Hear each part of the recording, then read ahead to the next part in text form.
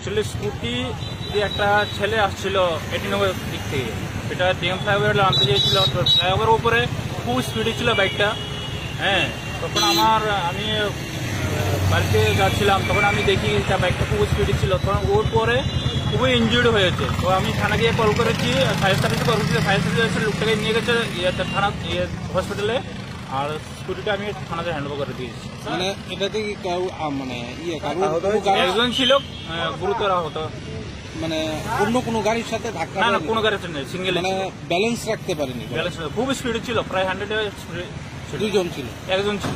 প্রায়শই দুর্ঘটনা হচ্ছে, এই বিষয়টা আপনারা কিভাবে দেখছেন? অ্যাকচুয়ালি ট্রাফিক দপ্তর এবং ডিস্ট্রিক্ট পুলিশ তো সবসময় দেখে, হ্যাঁ, ট্রাফিক কন্ট্রোল যাতে করানো যায়। কিন্তু কিছু কিছু ক্ষেত্রে ভায়োলেটররা এরকম ভাবে ভায়োলেট করে যেটা মানে অসম্ভব হয়ে পড়ছে, মানে সেই স্পিড লিমিটটা কমানোর জন্য। তো কিছু কিছু সময় হয়ে যায়।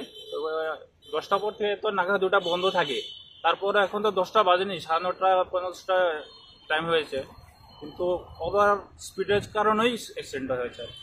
এই জায়গাটার নাম ডিএম ফ্লাইওভার, ঠিক ফায়ার সার্ভিস উপরে।